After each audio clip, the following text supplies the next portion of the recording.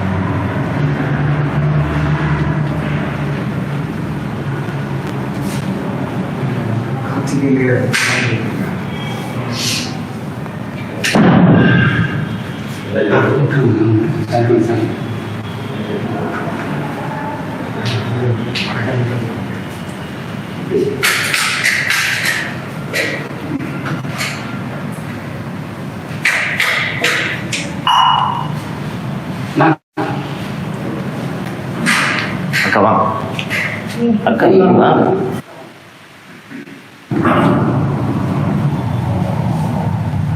வா பாப்பா. வைங்க பிடிச்சிரு. நீங்க ஆமாப்பா.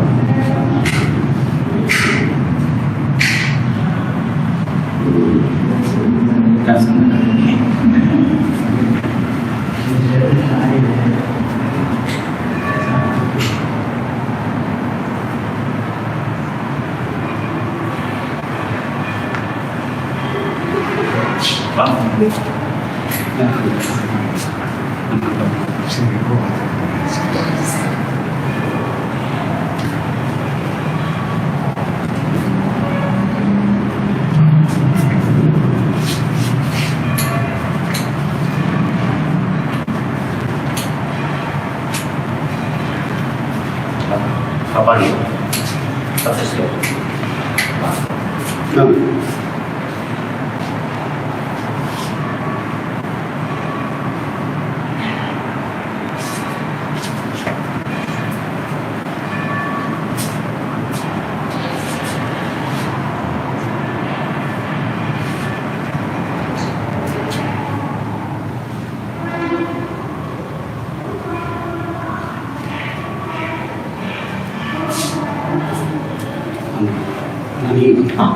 Nih.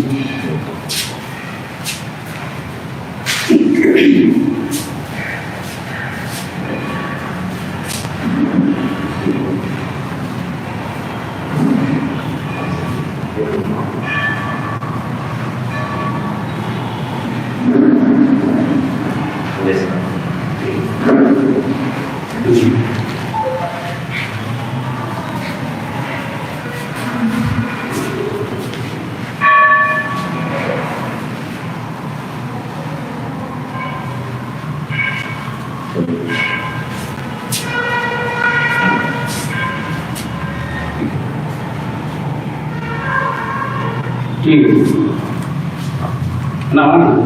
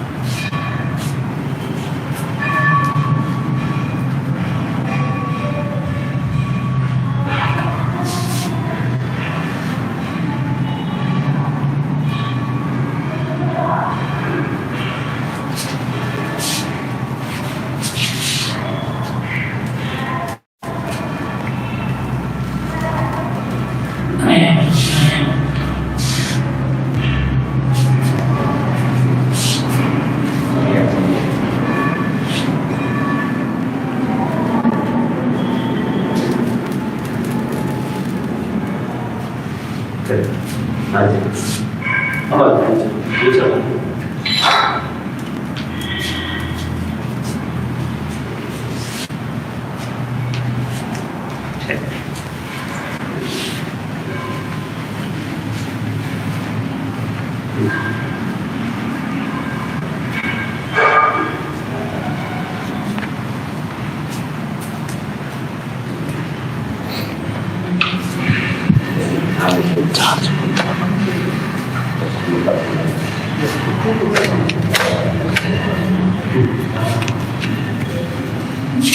saya Pak.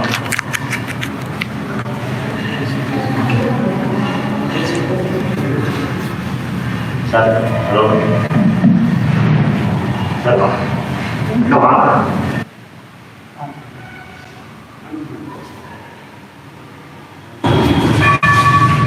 Bilang.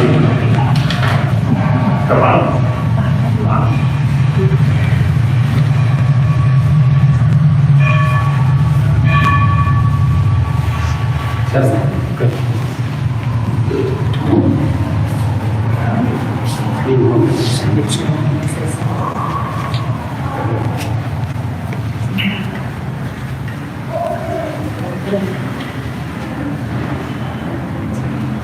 போங்கண்ணா சண்முண்ணா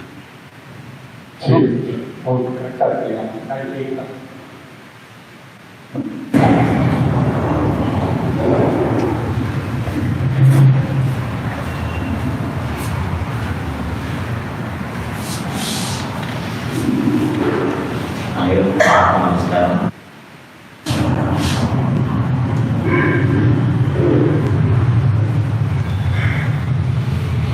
அம்மாவோட ஆசிரமம் ஆரம்பிச்சு 38வது வருஷம் இன்னைக்கு கரெக்டான தேதி பார்த்தீங்கன்னா நவம்பர்லேயே அந்த தேதி முடிஞ்சிருக்கேன். நம்ம இந்த வருட பிறப்பில் முதல் நாய்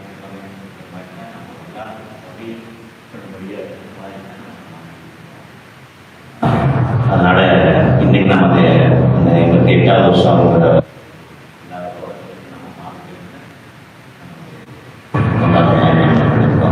இந்த வருடம் முழுவதும்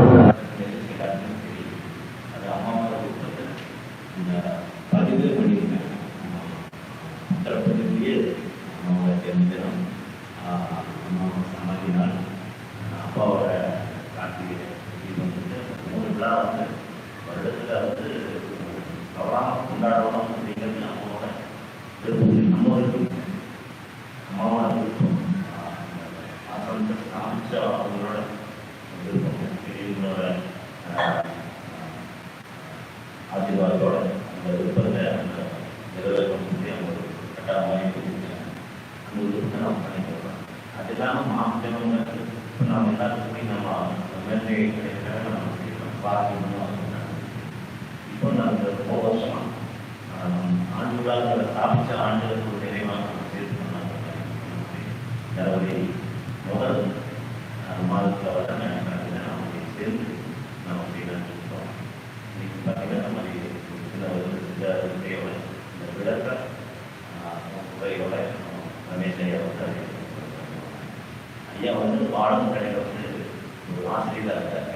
அந்த சித்தத்துக்கு பயிற்சி எடுத்து அதனால் போதும் வார வெள்ளிக்கிழமை வந்து யோகாசனத்தோட பாடங்களையோட ஸ்ரீ ஸ்ரீ ரவிசங்கரையோட கிளாஸ் எடுத்துருக்காங்க. ஆரோக்கியத்துக்கு அதை நம்ம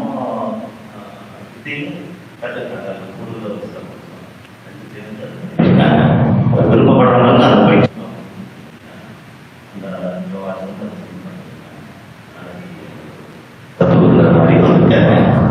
ஒரு சின்ன ஒரு உரையை நமஸ்காரம்.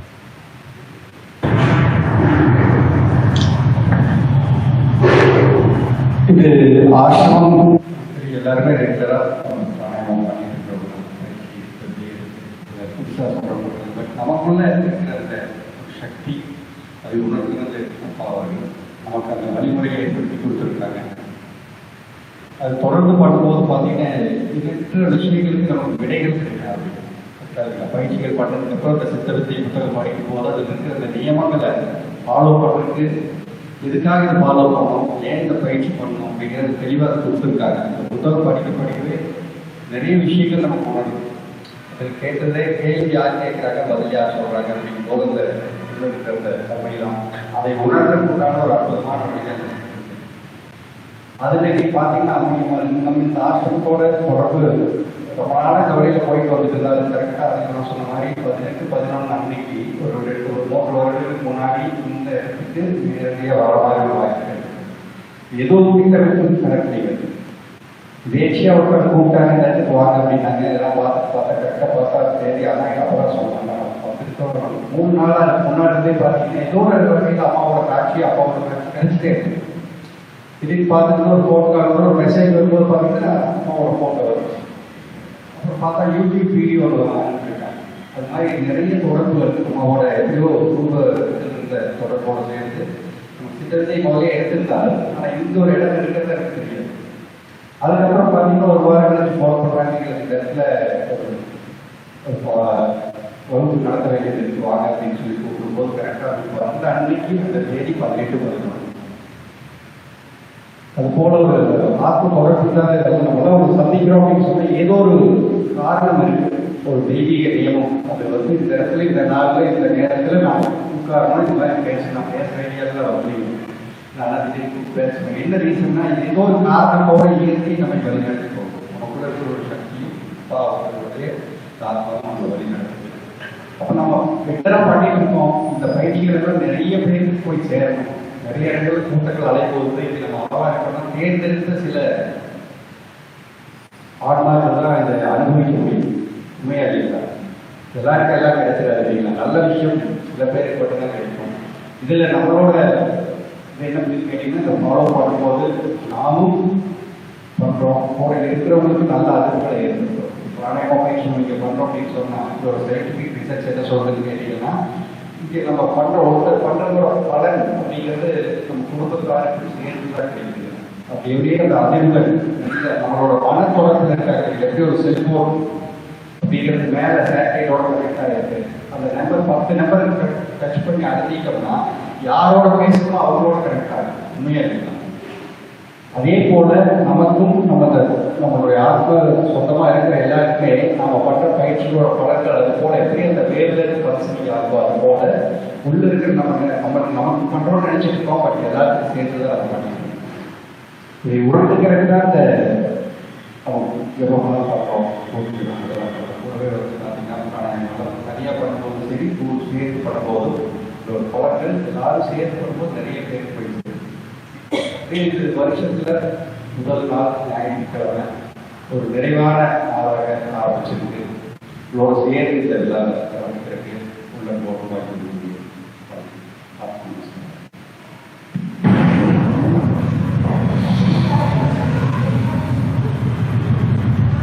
ரமேஷ் ஐயா வந்து அந்த திட்டத்தை விளக்க அவங்க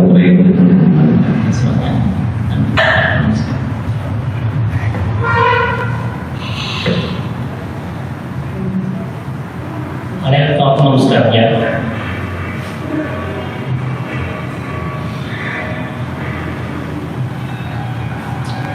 பல மதங்கள் ஆனா எல்லா மதமும் ஒரே ஒரே வந்து நமக்கு தெளிவுபடுத்துறதுல சாமியமான நமக்கு தெளிவுபடுத்த. அப்படி பல மாதங்களையும் பல மதங்கள் வந்து எல்லாம் ஒன்றா சொல்லி இருக்கணும் அப்படின்னா அது அவருடைய புரிதலை நமக்கு வெளிப்படுத்தி கொடுத்த சித்தர்கள் ஒரு காரணமாக இருக்கு. அது அவர் சொல்லக்கூடிய ஒரு விஷயம் என்னன்னா, பல மதங்கள் இருக்குது அப்படின்னு சொல்லி நம்ம நினைக்கிறதா இருந்தா அது ஒரு பைத்தியக்காரத்தனம் அப்படிங்கிறது.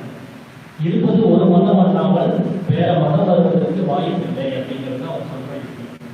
ஏன்னா இந்த மதங்களுடைய போக்கு கவனிச்சு வந்து அது எதுக்காக நிறுவப்பட்டிருக்கு, அது எதுக்காக நமக்கு பரிந்துரைக்கப்பட்டிருக்கு அப்படின்னா மோட்சம் அப்படிங்கிற ஒரு விஷயத்தை நம்ம அனைவரும் இருக்காங்க.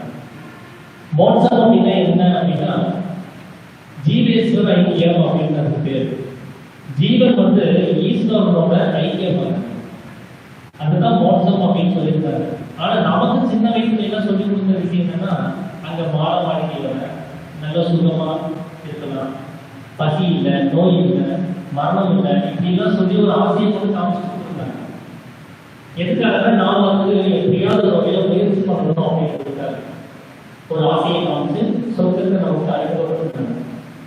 அதே போலதான் நரகத்தை பயமுறுத்தினாங்க. இந்த மாதிரி தீய வழிகளெல்லாம் போனோம் அப்படின்னா நமக்கு நிறைய தண்டனைகள் கிடைக்கும் அப்படின்னு சொல்லி பயமுறுத்துவதன் மூலமாகவும் நம்மளை நல்வழிப்படுத்துறதுக்காக சொல்லப்பட்ட ஒரு விஷயம். அதெல்லாம் சின்ன குழந்தைகளுக்கு சொல்ற மாதிரி தான். இப்போ சின்ன குழந்தைங்க யாராவது தப்பு பண்ணிட்டா சாமி கண்ணு சொல்லுவோம் இல்லைங்களா, அந்த மாதிரி தான். ஆனால் அதே பெருசு வளர்ந்துட்டோம் அப்படின்னா அந்த மாதிரி எல்லாம் சொல்ல முடியாது. அப்படி நாம எல்லாம் இப்போ ஒரு மெச்சூரிட்டி நிலைமைக்கு வந்ததுனால உண்மையாவே மோட்சம்னா என்ன அப்படிங்கிறத சாமி மூலமா நம்ம தெரிஞ்சுக்க வேண்டிய ஒரு சந்தர்ப்பம் நமக்கு கிடைக்குது. அது அந்த மனம் தான் ஆரம்பித்து இருக்க வேண்டிய ஒரு சூழலுக்கே போகும். இந்த பந்தம் அப்படின்னு சொல்லக்கூடிய ஒரு நிலைமையிலிருந்து விடுதலை அப்படின்னு சொல்லக்கூடிய ஒரு நிலைமைக்கு போகுது. அதே தான் நமக்கு இந்த மார்க்கம் மட்டும் இல்லை, இதுக்கு முன்னாடி இருந்த அத்தனை மார்க்கங்களும் சொல்லி நமக்கு. ஆனா பல மார்க்கம் உண்டானதுக்கான காரணம் என்ன அப்படின்னா ஒவ்வொரு மார்க்கத்தில் இருக்கக்கூடிய மூட நம்பிக்கைகளை சுட்டி காமிக்கிறதுக்காக தான் ஒவ்வொருத்தரும் வராங்க. இப்ப இந்து மதத்தில் இருக்கக்கூடிய மூட நம்பிக்கைகளை சுட்டி காமிக்கிறது தான் புத்தர் பண்றாரு. அவர் தனியா ஒரு மார்க்கத்தை ஸ்தாபிக்கணும் அப்படின்னு சொல்லி அவர் வர்றாரு. அந்த இந்து மதத்தை சீர்படுத்தணும் அப்படிங்கிற நோக்கத்தோட வர்றாரு. அதே போலதான் யூத மதத்தில் இருக்கக்கூடிய மூட நம்பிக்கைகளை அதை சரி பண்றதுக்காக இயேசு கிறிஸ்து வந்தார். அந்த யூத மதத்தினுடைய இன்னொரு கிளை மதமாக இருக்கக்கூடிய இஸ்லாம் மதத்தில் இருக்கக்கூடிய மூட நம்பிக்கைகளை சரி பண்றதுக்குன்னா முகமது நபி ஸல்லல்லாஹு அலைஹி வஸல்லம் அப்படிங்கிறவர் வந்தார். அப்போ ஒவ்வொருத்தரும் இந்த மூட நம்பிக்கைகளை கலைக்கிறதுக்காக தான் முயற்சி பண்ணாங்க. அவங்களுடைய பாலம் அதுக்கப்புறம் என்ன பண்ணாங்கன்னா அவருடைய பெயரையே ஒரு மதமாக ஸ்தாபிக்கிறதுக்கான ஒரு ஏற்பாடு பண்ணிட்டாங்க. இப்ப நம்ம சிவானந்தபுரம் இருக்கிறது இந்த மொத்த மதத்திலே இருக்கக்கூடிய எல்லா மூட நம்பிக்கைகளையும் வச்சு இந்த மொத்த மதமும் ஒரே தான் போகிறது. இதுக்கு முன்னாடி வந்த எல்லா ஆச்சாரியர்களும் எல்லா அனுபவங்களும் மோட்சம் அப்படின்னு சொல்லக்கூடியதுக்கான வழிமுறைங்கிறது நம்முடைய மனமாற்றக்கூடிய சக்தி வெளியில போகாம உள்ளாலே நிலைநிறுத்தும் போது மட்டும்தான் கிடைக்குதுங்கிறத நமக்கு தெளிவுபடுத்துறாங்க. அப்படிங்கிற சாமி முதல்ல கேட்கிறே ஈஸ்வர மதம்னா என்ன அப்படிங்கிறத விளக்கம் கொடுக்கிறார். எவ்வளவுவன் தன்னுடைய சக்தியை வெளியில் விடாமல் தனது உயிரையே நிலைநிறுத்துகிறானோ அவனே ஈஸ்வர மதத்தன் அப்படிங்கிறார்.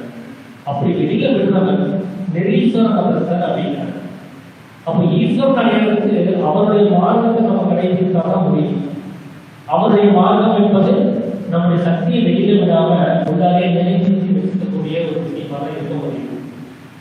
அப்படி செஞ்சா மட்டும் நமக்கு மோட்சம் அப்படிங்கிறது கிடைக்கும். ஆனா நமக்கு தான் மோட்சம்னா என்னன்னு தெரியாது. மோட்சம்னா என்னன்னு தெரியாம வேற ஏதோ ஒரு நிலைமையை நாம கற்பனை பண்ணி வச்சுருக்கோம். மோட்சம்னா என்னன்னா 4ஆம் அத்தியாயத்தை எடுத்து பாருங்க, அதுல சில விளக்கங்களை சாமி கொடுத்துருப்பாங்க. மோட்சம் அப்படின்னா விமோசனம்னா விடுதலை. எதிலிருந்து விடுதலைன்னா பந்தங்களில் விடுதலை. அப்போ பந்தத்திலிருந்து நாம விடுதலை அடைகிறதுக்கு தான் மோட்சம். அப்போ விடுதலை அடைகிறதுக்கு பந்தத்தை நாம விட வேண்டியதா இருக்குது. அந்த பந்தம் எது அப்படின்னா இந்த உலகம் தான். கர்ம பந்தமாகும் உலகு அப்படிங்கிறது. அப்போ முதல்ல இந்த உலகம்ங்கிற பந்தம் எப்படி நமக்குள்ளார ஏற்பட்டுச்சுங்கிறத நீங்க கண்டுபிடிச்சாங்கன்னா அதை நீங்க புரிஞ்சுக்கிட்டீங்கன்னா அந்த பந்தத்திலிருந்து விடுதலையாகி நீங்க மோட்சத்துக்குள்ள போக முடியும். இப்ப இந்த உலகம்ங்கிறது நாம கர்ப்பமாக இருக்கும் போது நமக்கு கிடையாது. ஜீவன் இருந்துச்சு, உடம்பு இருந்துச்சு, உள்ளுக்குள்ளே சுவாசம் ஓடிட்டு நமக்கு மனசோ இந்த உலகமோ எதுவுமே கிடையாது. எப்ப நம்ம இந்த கர்ப்பபாத்திரத்துல இருந்து வெளியில வந்தோமோ அப்பதான் முதல் மூச்சு நம்ம இருக்கணும். எல்லா உலகிலும் முதல் மூச்சு விட்டு அதுதான் வந்தது. அப்படி முதல் மூச்சு வரும்போதுதான் மனம் அப்படிங்கிற ஒரு விஷயம் அந்த குழந்தைக்கு உற்பத்தியாது. அது வரைக்கும் அதனால பார்க்கறதுக்கோ கேட்கறதுக்கோ அடிக்கிறதுக்கோ ஒரு கிழமை இல்லை. அதனாலதான் கருவறையில் இருக்கும்போது நம்மளால எதையும் அறிய முடியாம வெளியில எல்லாம் இருக்கா இருக்கு.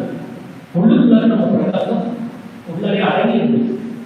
இந்த மனம் வெளிப்பட்டவங்க என்னன்னா உள்ள அடங்கி இருந்த பிரகாசம் இப்ப வெளியில பரவ ஆரம்பிச்சு வியாபிக்க ஆரம்பிச்சு. இப்ப பாருங்க வெளியில பிரகாசம் ஆயிடுச்சு, ஆனா உள்ள இருட்டாய் போச்சு. இப்ப ஜபம் பண்ண போயிருக்காங்க உள்ள ஒரே இருட்டா இருக்கு. ஏன்னா மனம் வெளியில பிரகாசிச்சு. அப்படி வெளியில பிரகாசிக்கக்கூடிய மனசை நம்ம வெளியில பிரகாசிக்க விடாம என்ன செய்யறோமோ அப்பதான் உள்ள பிரகாசம் ஆகும். அந்த பிரகாசம் உள்ளுக்குள்ள அடங்கி போயிருக்கும். அப்போ அந்த மனமா இருக்கக்கூடியது இந்த உலகத்தை உண்டு பண்ணி அதனாலதான் மனமா இருக்கக்கூடிய விஷ்ணுவுக்கு அந்த ரஜோகுணத்துக்கு விஸ்வம்பரன் அப்படின்னு பேர். பரணம் அப்படின்னா காப்பாற்றுதல், விஸ்வம் அப்படின்னா உலகம். அப்ப இந்த உலகத்தை காப்பாற்ற வேண்டிய யார் பண்றாங்க அப்படின்னா மனம் அப்படின்னு சொல்லக்கூடிய அந்த விஷ்ணு. மனம் வெளியில வந்தா மட்டும்தான் உலகம் இருக்கும். நாம தூங்குறதுனால நைட்டு போய் படுத்துட்டோம் அப்படின்னா மனம் உள்ளுக்குள்ள போய் அடங்கிடும். அப்ப நமக்கு உலகம் கிடையாது. செத்து போயிட்டோம் அப்படின்னா நமக்கு உலகம் கிடையாது. அப்ப மனம் வெளியில வியாபிச்சுட்டு இருக்கிற வரைக்கும் தான் நமக்கு உலகம். இந்த உலகம் தான் சாமி சொல்லக்கூடிய தர்ம பந்தம். ஏன்னா நம்மளை அறியறதுக்கான ஒரு நேரத்தை கவனிச்சு பாருங்க. ஒரு நாள்ல எவ்வளவு நேரம் நம்மளை சீர்திருத்திக்கிறதுக்காக, நம்மளை அறியறதுக்காக நம்ம செலவு பண்றோம். ஏன்னா அதுக்கு நேரம் இல்லை. ஜபம் எவ்வளவு நேரம் பண்றீங்கன்னு கேட்டா 1 மணி நேரம் 2 மணி நேரம் சொல்லுவோம். மிச்ச நேரம்னா நேரம் கிடைக்கும். ஏன்னா அந்த நேரத்துல யாரு நம்ம இருந்து பரிசுட்டு இருக்காங்கன்னா இந்த உலகம்ங்கிற அர்த்தம். இந்த உலகம்ங்கிற பத்திரத்துக்கு நம்ம அதிக முக்கியத்துவம் கொடுத்துட்டே இருந்தோம் அப்படின்னா நம்ம மோட்சங்கிற ஒரு விஷயத்தை அடையிறதுக்கு அதுவே பெரிய கிடையாது. அப்ப இந்த உலகம்ங்கிற ஒரு விஷயங்கிறது என்ன அப்படின்னா நம்மளுடைய பிரதிபலிப்பு தான். நாம ஒழுங்காக நம்மளுடைய நிலைமையை கவனிக்காதனால நமக்கு அந்த நிலைமைய இந்த மனம் வெளியில பிரதிபலிச்சு காமிக்கும். நம்ம உள்ளாரையே போய் நம்மளுடைய நிலைமையை என்னன்னு பார்த்தோம் அப்படின்னா அது வெளியில பிரதிபலிக்க வேண்டிய அவசியமே இருக்காது. அப்ப நாம அந்த மனசை மேலும் பிரதிபலிக்கிறதுக்கு நாம அனுமதி கொடுத்துட்டே இருக்கோம். எப்போ தன்னை அறிகிறோமோ, எப்போ நான் யாருன்னு நம்ம தெரிஞ்சுக்கிறோமோ, அப்ப இந்த பிரதிபலிப்புக்கு அவசியம் இல்லாம போயிடும். அது நமக்கு வெளியில ஒரு ஸ்கிரீன் போட்டு ஒரு ப்ரொஜெக்டர் வச்சு எந்த ஒரு படத்தையும் காமிக்க அவசியம் இருக்காது. நம்மளை அறியாம இருக்கிறதுனால தான் இந்த ஒரு ஸ்கிரீன் வந்து உலகம்ங்கிற பேர்ல வெளியில நடந்தது. அதனால நம்மளை அறியறதுக்கான ஒரு முயற்சியை தான் சாமி வந்து நமக்கு காமிச்சு கொடுத்துருக்காரு. அதுக்குதான் பிராணாயாமம் அப்படின்னு சொல்லக்கூடிய ஒரு இப்ப ஏற்கனவே உலகம் வந்து நம்மளுடைய சுவாசங்களுக்கு வெளியே வந்ததுனாலதான் மனம் உற்பத்தியாச்சு. மனம் அப்படிங்கிறது தான் இந்த உலகத்தை காப்பாற்றிக்கிறதுன்னு சொன்னோம். அந்த மனம் வந்து உள்ள அடங்கும் போது நம்முடைய சுவாசமும் அடக்கிதான் போயிருக்கு. தூக்க சமயத்தில் நம்முடைய சுவாசம் அப்ப என்ன நிலைமையில இருக்குன்னா ஏக கதி அப்படின்னு சொல்லக்கூடிய சமீபங்கிற கதியா ஓடிது. தூங்கும் போது நம்ம கர்ப்பபாத்திரத்தில் இருக்கும் போதும் அதே கதிதான், நம்ம தூக்கத்து நிலையிலையும் அதே கதிதான். அதனாலதான் இந்த 2 நிலைமையிலையும் உலகங்கிறது இல்லாமலே போகுது. எப்ப நம்மளுக்குள்ள சமீபங்கிற கதி ஓடுதோ அப்போ உலகங்கிறது வராது. ஏன்னா உலகம் உற்பத்தியாகும்னா அதுக்கு பின்ன கதி அப்படின்னு சொல்லக்கூடிய உள் வெளி அப்படின்னு சொல்லக்கூடிய சுவாசம் வெளி. அந்த சமீபம் அப்படிங்கிறது மேல் பீட் அப்படின்னு சொல்லக்கூடிய சுவாசம். அந்த சுவாசம் ஓடுதுன்னா உலகத்துல உற்பத்தி இருக்காது. அதனால இந்த மனமா இருக்கக்கூடியது வாயு ரூபமா தடுத்து வெளியில வர்றதுனாலதான் உலகம் வருது அப்படின்னா அதை தடுத்து நிறுத்துறதுக்கு தான் இந்த பிராணாயாமம். நம்முடைய சுவாசத்தை வெளியில விடாம உணவு முறை நிலைநிறுத்தி வச்சுக்கிறதுக்கு தான் இந்த முறையை நமக்கு சிக்கல் கிரே அப்படிங்கிற பேர்ல கொடுத்துருக்காங்க. இதுக்கு முன்னாடி எத்தனையோ மகான்கள் வந்து யோகங்களை பத்தி விளக்கங்களை கொடுத்துருக்காங்க. கர்ம யோகம் இருக்கு, ராஜ யோகம் இருக்கு, வாசி யோகம் இருக்குது, அஷ்டாங்க யோகம் இருக்கு, அட யோகம் இருக்கு. இப்படி எத்தனையோ வகையான முறையில முன்னாடி இருக்க ஆச்சாரியர்கள்லாம் பின்பற்றி வந்துட்டே இருக்கிறாங்க. ஆனா அதுவும் சாமி என்ன சொல்றாங்க, இதுக்கு முன்னாடி இருந்த அத்தனை அனுபவஸ்தர்களும் எதை கடைபிடித்தார்களோ, எதை கடைபிடித்தார்களோ அதைத்தான் நாம் உங்களுக்கு காண்பித்து கொடுத்திருப்பது அப்படிங்கிறாங்க. அப்ப இவரும் தனிப்பட்ட ஒரு யோகத்தை நமக்கு சொல்லித்தாரு. ஏற்கனவே உலகத்துல நடைமுறையில் இருந்த விஷயத்தை தான் இவர் ஒரு நிலைமையில சொல்லித்தரார். அவருக்கு புரிஞ்ச அனுபவத்துல வந்த ஒரு விஷயமா ஒரு பேர் வச்சு சொல்லித்தரார். மற்றபடி இதெல்லாம் வந்து புதுசு கிடையாது. இந்த உலகம் ஆதி காலத்திலே வந்துட்டே இருக்கிறோம். ஏன்னா இந்த இடையிடையில வந்து மறந்து போயிடுது. இந்த யோகம் வந்து மறந்து போயிடுது. ஏன்னா அதை கடைபிடிக்கிறவங்க அது சரியா செய்யாம அடுத்தவங்களுக்கு சொல்லி தருவது சரியா சொல்லி தராங்க. அந்த முறைகள் வந்து மாறி போகும்போது அந்த மார்க்கத்துல நிறைய மூட நம்பிக்கைகள் உண்டாகும். இந்த யோகத்திலையும் இந்த மூட நம்பிக்கைகள் உண்டாகும். அதை நம்ம சரியா பண்ணியிருந்தோம் அப்படின்னா இன்னொரு மார்க்கமோ இன்னொரு யோகத்தை சொல்லி தரதுக்கு ஒரு ஆச்சாரியோ அவருக்கு அவசியம் இருந்திருக்காரு. அதை சாமி வந்து நமக்கு தெளிவுபடுத்தி இதுக்கு முன்னாடி அதே யோகத்தை தான் நம்ம சொல்லி தரேன். கர்மமா இருக்கக்கூடிய வாயு உடுக்கிற அடக்கி போகிற நிலைமை அனுசரிச்சுதான் கர்மயோகம் பேர் வச்சாங்க. மாயா இருக்கக்கூடிய சக்தி வெளியில தடுத்து போகாம இருக்கணும் அப்படிங்கிறதுக்காக தான் அதை அடையோகம் அப்படின்னு பேர் வச்சாங்க. பக்த குணங்களா இருக்கக்கூடிய அந்த அந்த துர்குணங்கள் வெளியில வராமல் இருக்கிறதுக்காக நம்முடைய மனமானக்கூடிய சக்தியை உள்ளுக்குள்ளே நிலை பெற செய்யணுங்கிறதுக்காக அதுக்கு அஷ்டாங்க யோகம்னு பேர் வச்சாங்க. ரஜோகுணமா இருக்கக்கூடிய மனம் வெளியில வியாபிக்காம அது உள்ளாலே நிலை பெறணுங்கிறதுக்காக ராஜயோகம்னு பேர் வச்சாங்க. இப்ப இது எல்லாமே பாத்தீங்கன்னா நம்மளுடைய சக்தி உள்ளுக்குள்ள அடக்கிற சித்தியே தான் சொல்லுது. சாமி சொல்லக்கூடிய சித்தினுடைய முறைகளையே தான் அது சொல்லிக் கொடுக்குது.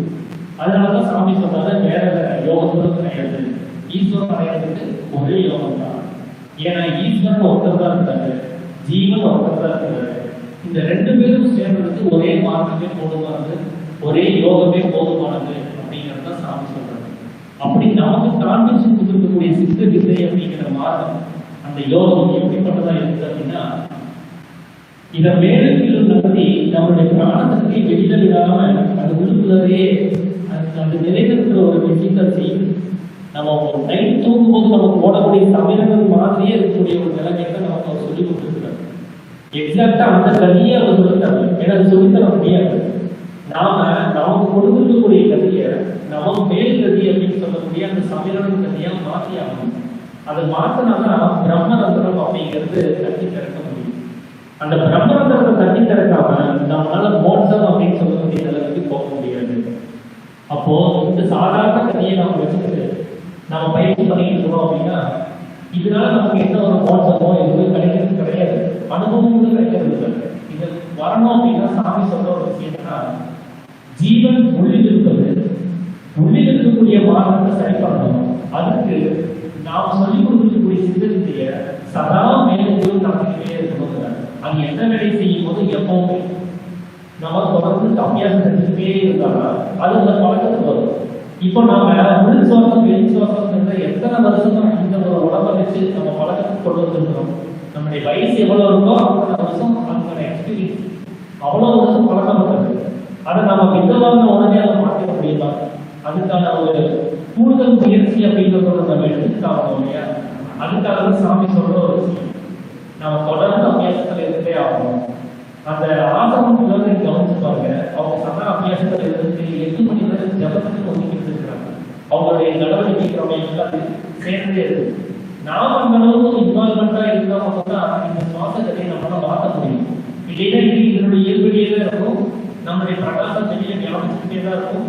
மனம் வெளியே இருக்கக்கூடிய விஷயங்கள்ல மாற்றப்பட்டுக்கிட்டே தான் இருக்கும். ஆனா நம்மளால நிச்சயங்கிற ஒரு அனுபவத்தை தான் அனுபவிக்க முடியாத நிலைமையில இருக்கு. அப்ப நமக்கு நிச்சயங்கிறது கை கூட போனாங்க. நம்மளுடைய மனம் வெளியில் இருக்கக்கூடிய பந்தத்துல இருக்கணும். அந்த பந்தத்துல இருக்கிறதுக்கு இந்த மனம் வெளியில இருக்கக்கூடிய விஷயங்கள் தரக்கூடிய அபிப்பிராயத்தை தரும். இதுதான் பெருசு அப்படின்னு அபிப்பிராயம் தான் அந்த பந்தத்தை பண்றதுக்கு காரணமாகும். நாம செய்யக்கூடிய ஒவ்வொரு செயல்களையும் நம்ம பேசுறதாகட்டும், செயல்முறைகளாகட்டும், பார்க்கறதாகட்டும், எல்லாத்துலேயுமே நம்முடைய ஜீவ திரையம் ஒன்று ஆகிட்டே தான் இருக்கு. அந்த ஜீவனுடைய திரையத்தை நீங்க கவனிச்சு பார்க்க நம்ம செயல்முறையை குறைக்கிறதுக்கு அவசியம் வந்து ஏற்படும். அனாவசியமான விஷயங்கள் எல்லாம் நம்ம தலையிடாம நம்மளை கஷ்டத்துக்கு நம்மளை கவனிக்கிறதுக்கு நம்ம முயற்சி இறங்கிடுது. அது நம்ம ஜீவனுடைய முக்கியத்துவம் உணராததுனாலதான் அதை நம்ம எல்லாத்தையும் சுலபமா இருக்கும். நம்ம நார்மலா செலவு பண்ற மாதிரி ஒரு காசு செலவு பண்ற மாதிரி இந்த ஜீவனை செலவு பண்ணிட்டு இருக்கணும். ஆனா இது சம்பாதிக்க முடியாது அப்படிங்கிறது நம்ம உணர்ந்து அது எந்த அளவுக்கு நம்ம பாதுகாப்பா வச்சுக்கணுங்கிற ஒரு அவசியம் இருக்கு. உள்ளுக்குள்ளக்கூடிய ஜீவன் தீர்த்து போச்சுன்னா எவ்வளவு காசு இருக்கும், அதுல பிரயோஜனம் இல்லை. அது எல்லாத்துக்கும் தெரிஞ்சது செய்யணும். ஆனா அதுக்காக நம்ம காசு சம்பாதிக்காம இருக்க முடியாது. ஸோ அளவா அதுக்கான ஒரு சீனில் நம்ம தேர்ந்தெடுக்கிறது அனாவசியமான இந்த முதல்ல தவிர்க்கிறதுக்கு ஒரு முயற்சிங்கிறது நம்ம பண்ணணும். உபஜீவனங்கிறது நமக்கு அவசியம் தான். அது இல்லாம நம்மளால வாழ முடியாது. அந்த உபஜீவனத்துக்கான தீவிர வரைகளை கூட நம்ம விட்டுட்டாலும் கூட மீதி நேரத்தில் கவனிச்சு பாருங்க, அனாவசியமான விஷயங்களை எவ்வளவு செலவு பண்ணி கொடுக்குறோம். அதை எல்லாத்தையும் நம்ம புரிஞ்சுக்கிட்டு நாம இந்த பயிற்சியில இடைவிடாம செஞ்சுக்கூடிய ஒரு அவசியம் இருக்கு. அந்த உபஜீவனம் செய்யும்போது கூட சாமி சொல்ற ஒரு விஷயம் இருக்குன்னா, நீ எந்த வேலை செஞ்சாலும் சரி, ஆனா இதை தெரியாது, இதை வேலைக்கு செஞ்சுக்கிட்டே இருக்கிறாரு. அப்போ கூட நம்ம செஞ்சுக்கிட்டே இருக்கக்கூடிய ஒரு பயிற்சி முறையாக இருக்குது. அதனால இந்த ஒரு நேரத்தை செலக்ட் பண்ணிட்டு ஒரு 1 மணி நேரம் 2 மணி நேரம் அப்படி சொல்லி செய்யக்கூடிய ஒரு பயிற்சி முறையும் கிடையாது. நம்மளுடைய சுவாசத்தை பழக்கப்படுத்துற ஒரு விஷயம், நம்முடைய சுவாசம் உள்ளுக்குள்ளாலேயே மேலும் நடக்கக்கூடிய ஒரு விதமாக இதை மாற்றுற ஒரு விஷயம்.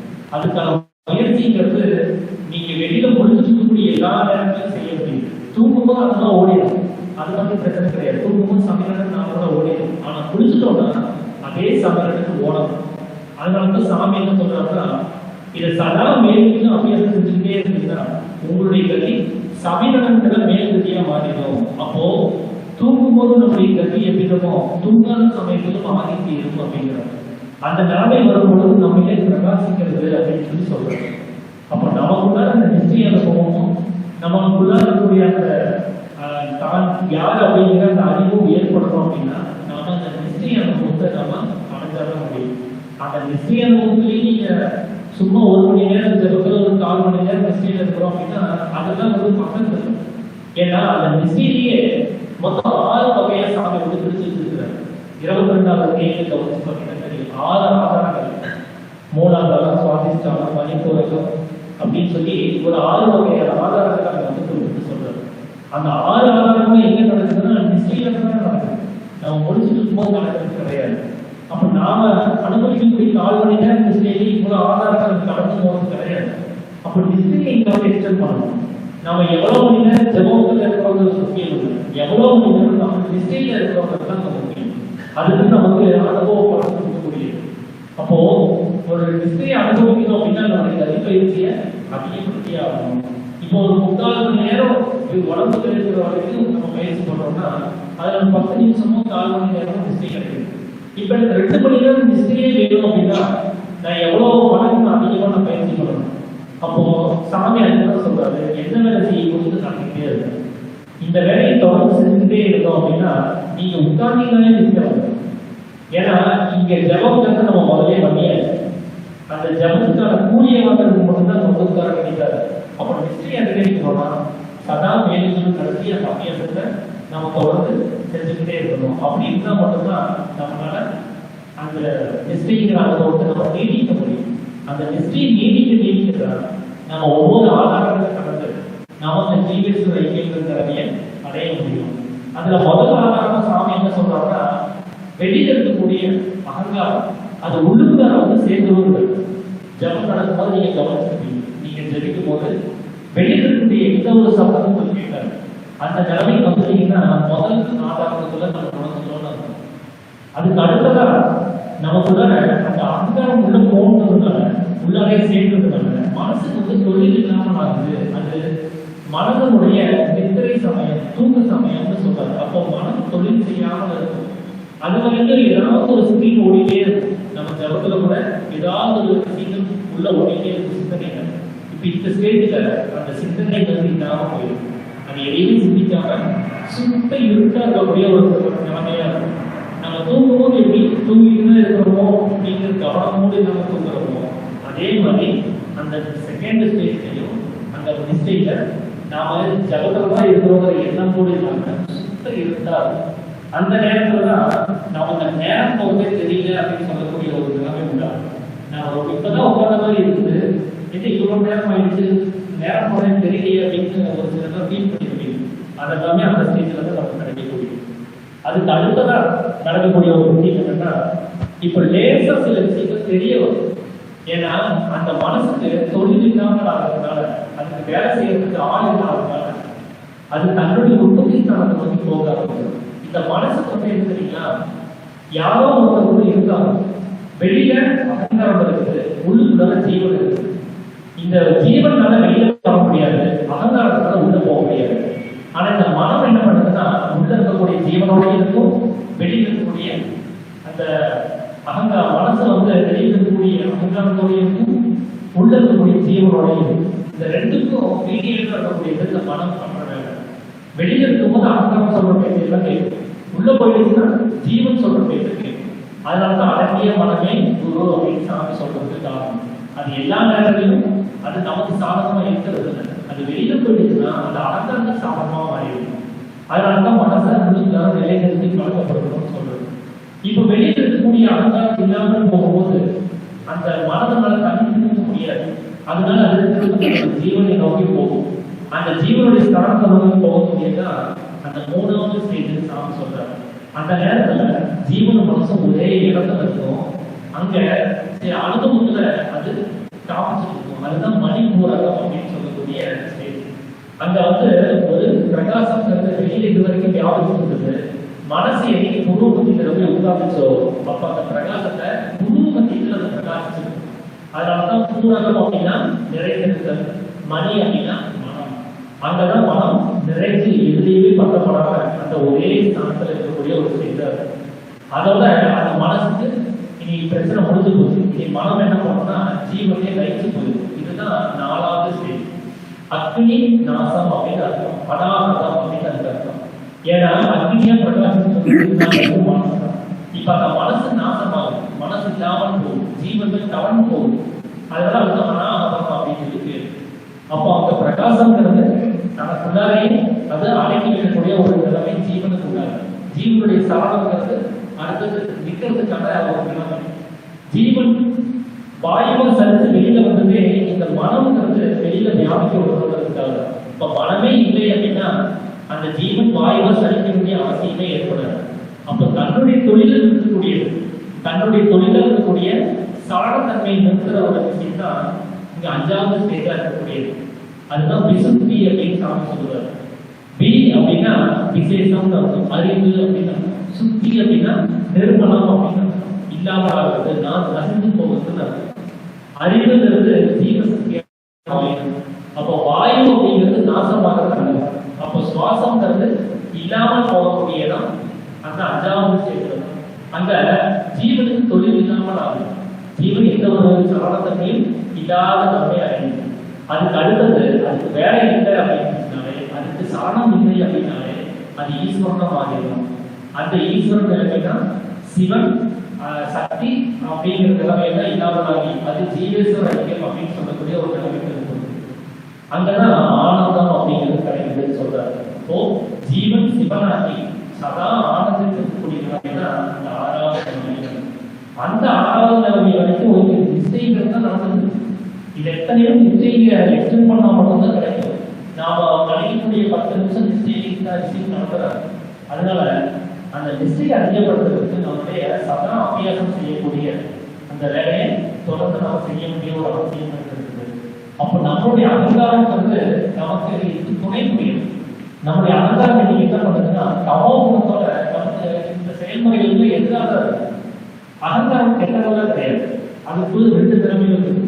ஒண்ணு சூத்திரன் தன்மையோட இருக்கும், சூத்திரன் அப்படின்னு சொல்லக்கூடிய குணத்தோட இருக்கும். அப்படி இருந்தா அது நல்லதா நமக்கு சாதகமா இருக்கும். அது தமோ குணத்தோட இருந்துச்சு அப்படின்னா நமக்கு எதிராக. அந்த தமோ குணமா இருக்கக்கூடிய அந்த குணத்தை மட்டும்தான் இங்க அழிக்கிறது நம்முடைய வேலை. அகங்காரத்தை அழிக்கிறது நம்ம வேலை கிடையாது. ஏன்னா அகங்காரத்தை பத்தி பேசும்போது சாமி அப்படிதான் சொல்றாரு. இந்த 4 வகையான வர்ணங்கள் இருக்குது. இந்த உலகத்துல அழைச்சுதான் சட்டம் நிறைய ஓடிட்டு, நான் பிராமணன், நீ சூத்திரன், நான் உயர்ந்தவன், நீ தாழ்ந்தவன் சொல்லி நிறைய பிரச்சனைகள் போட்டு. அதுல பிராமணன் அப்படிங்கிறது மனம் அப்படின்னும், சத்திரியன் அப்படிங்கிறது சித்தம் அப்படின்னும், வைசியன் அப்படிங்கிறது புத்தி அப்படின்னும், சூத்திரன் அப்படிங்கிறது அகங்காரம் அப்படின்னு சாமி வந்து விளக்கம் கொடுத்திருந்தார். அதுல இந்த சூத்திரன் அப்படிங்கிறது அவருடைய வேலை என்ன அப்படின்னா பிராமண பாத சேவை. அதுதான் சூத்திரனுடைய வேலை. ஆனா நாம என்ன நினைச்சிட்டோம்னா பிராமணன் ஏதாவது ஜாதி அவங்களுக்கு சேவை செய்யணும்னு நினைச்சிட்டு இங்க எல்லாத்தையும் அழிமையா வச்சிருக்கணும். ஆனா பிராமணன் அப்படிங்கிறது மனம்னு சாமி சொல்றாரு. அப்ப அந்த மனம் பாத சேவை செய்யணும். பாதம் அப்படின்னா என்ன அப்படின்னா அந்த துருவ மத்தியம். அதனாலதான் வாக்கு, பாணி, பாதம், பாயு, உபஸ்தம் அப்படின்னு சொல்லக்கூடிய ஞானேந்திரியங்களை பற்றி பேசும்போது அதுல பாதம் அப்படிங்கிறது துருவ மத்தியம், நம்மளுடைய உற்பத்தி ஸ்தானம் அப்படின்னு சொல்றாரு. அப்ப மனமா இருக்கக்கூடிய அந்த பிராமணனை பாதம்னு சொல்லக்கூடிய உற்பத்தி ஸ்தானத்துல போய் சேர்றதுக்காக முயற்சி செய்யறவர் தான் இந்த அகங்காரம் அப்படின்னு சொல்றாரு. இந்த அகங்காரத்தினுடைய படைப்பு அகங்காரம் கொடுக்கப்பட்டது. அவருடைய வேலை அதுதான். ஆனா அவரு அந்த வேலையை விட்டு வெளியில் இருக்கக்கூடிய சமூகத்தோட வந்து நாம நசிஞ்சு போறதுக்கு காரணமா இருக்கிறார். இப்ப அந்த குணம்ங்கிறத உண்டு பண்ணாம அதை நம்ம நசிய வச்சிட்டோம் அப்படின்னா, அந்த சமூகத்தை நசிச்சிட்டோம் அப்படின்னா அகங்காரம் தன்னுடைய இயல்பா இருக்கக்கூடிய, தன்னுடைய சொந்த வேலையா இருக்கக்கூடிய, அது வந்த வேலையா இருக்கக்கூடிய அந்த பிராமண பாத சேவை செய்யறதுக்கு தயாராக. அப்ப அது முயற்சி பண்ணிட்டுன்னா அது சொல்லிட்டு மனசு கேட்டுனா அது வெளி விஷயங்களை கைகாக்கிறோம்னா மனசு வெளி விஷயங்கள் இருக்கு. இப்ப அகங்காரம் இப்ப உள் விஷயங்களை நோக்கி பயணிக்க ஆரம்பிக்கணும். உள் விஷயங்களுடைய முக்கியத்துவத்தை அகங்காரம் முதல்ல எடுத்துக்கணும். அப்பதான் வெளியில இருக்கக்கூடிய மனம் உள் நிலையை நோக்கி நகர ஆரம்பிக்கும். அதுக்கு சாமி சொல்ற ஒரு விஷயம்னா கூட இன்னொரு விஷயத்தை சேர்த்துக்கோங்கிறது. இந்த வித்தை அகங்காரத்தை சரி பண்றது, மனசையும் சரி பண்ணி அதை ஜீவனோட சேர்த்து ஜீவனையும் சரளத்தன்மையை நீக்கி அது ஈஸ்வரோட சேர்க்கிறது தான் இந்த வித்தை. ஆனா இந்த அகங்காரத்தை சரி பண்றதுக்கு சாமி கொள்கைகளை கொடுத்திருக்கிறார். சட்டத்திட்டம் அப்படின்னு சொல்லி ஒரு 30 சட்டத்திட்டம் சித்தரித்தியாருக்கு நடவடிக்கை அமைந்தல் அப்படிங்கிற புஸ்தகத்துல இருக்கும். அதனுடைய விஷயம் என்ன அப்படின்னா அந்த 30 சட்டமும் நம்முடைய அகங்காரத்தை இல்லாம பண்ணிடும்.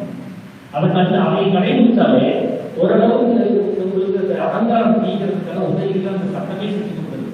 அது போக பயிற்சியும் சேர்ந்து அதே வேலை செய்யும். இப்போ ஒரு வேலையை ஒருத்தர் செய்யறத ஒரு வேலையை 2 பேர் சேர்த்து செஞ்சா அந்த வேலை சுலபமா முடிஞ்சுது. அந்த மாதிரிதான் இங்க சட்டமும் வித்தையும் இந்த ரெண்டையுமே கடைபிடிக்கும் போது நிச்சயமா நம்மளால வேகமாவே உள்ளுக்குள்ள முன்னேறி போக முடியும். ஏதோ ஒன்றை வச்சிருக்கோம் அப்படின்னா கொஞ்சம் லேட் ஆகும், அவ்வளவுதான். எப்படி நம்ம ஒரு மருத்துவர்கிட்ட போய் நம்ம வியாதிக்காக போய் நிற்கும் போது மருந்து எழுதி கொடுப்பாரு, கூட சில பத்தியங்களை எழுதி கொடுப்பாரு. பாருங்க இதெல்லாம் செஞ்சுக்காதீங்க, இதெல்லாம் செஞ்சுக்கோங்க அப்படின்னு சொல்லி சில விதிமுறைகளோட கொடுப்பாரு. எதுக்காகனா அந்த வியாதி வந்ததுக்கு அந்த பத்தியங்களை சொல்லப்பட்ட ஆதாரம் ஒரு மிக காரணமா இருக்கும். இன்னொன்னு அந்த மருந்துடைய வீரியத்தை குறைக்கிறதுக்கு அது ஒரு வகையில காரணமா இருக்கும். அப்போ இதெல்லாம் நம்ம தவிர்த்துட்டோம் அப்படின்னா மருந்து நல்லா வேலை செய்யும். ஆதார வகையா வரக்கூடிய தோசை வரல அப்படின்னா அந்த வியாதி சீக்கிரமா சரியாகும் அவர் அதை எழுதி கொடுப்பாரு.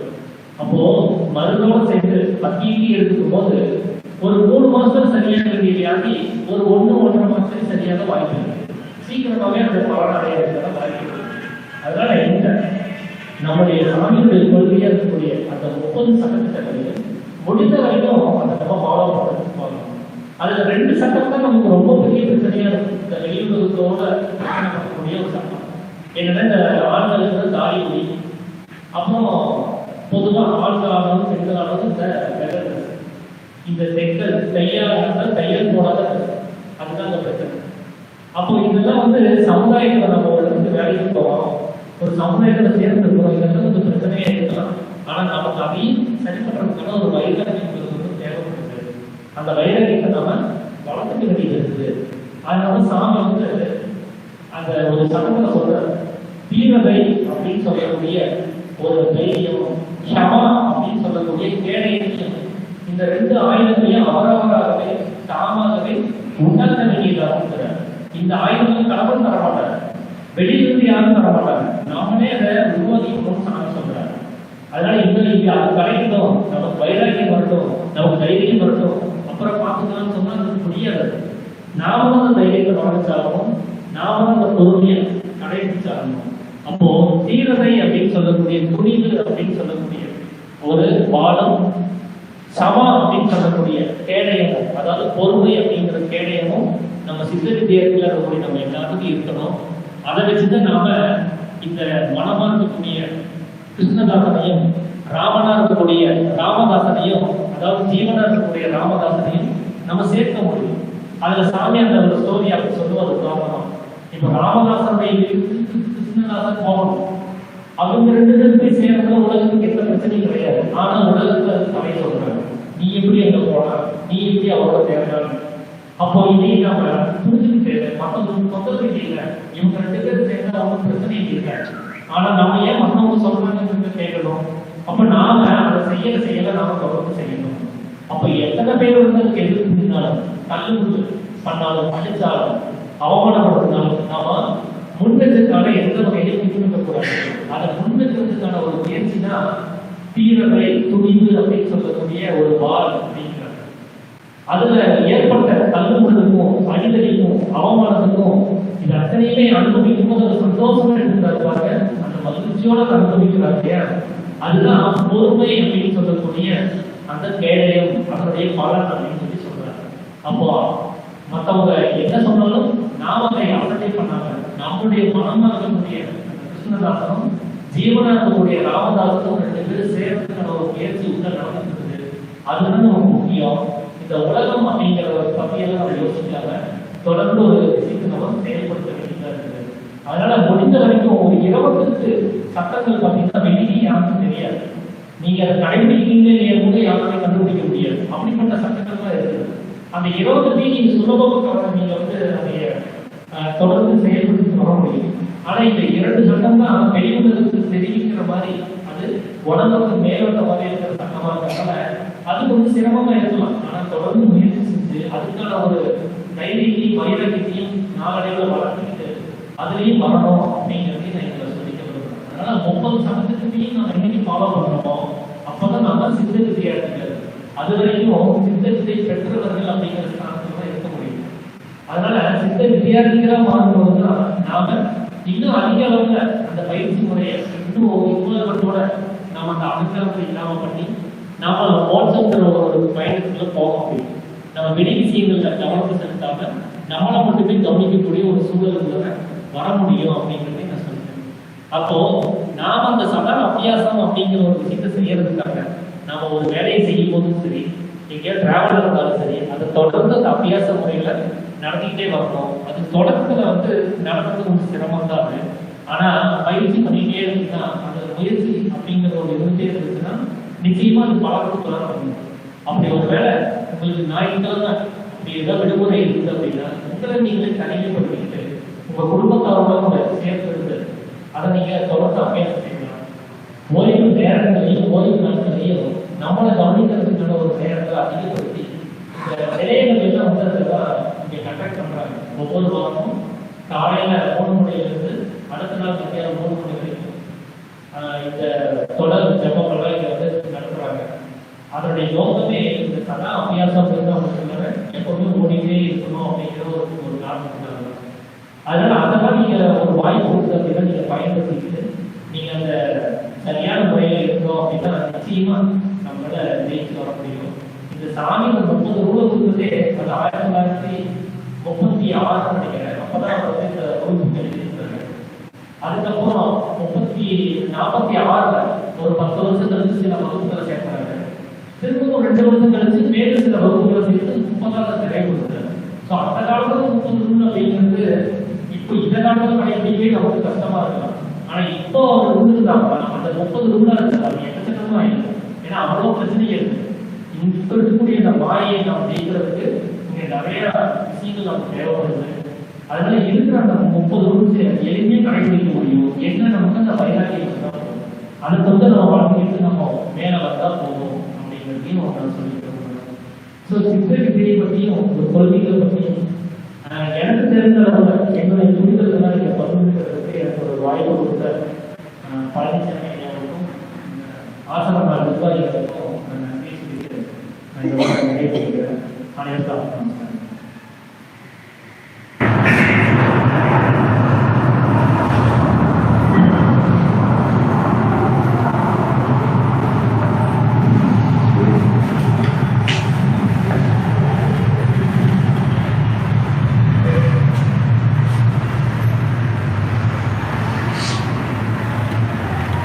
ஸ்ரீ அம்மையார்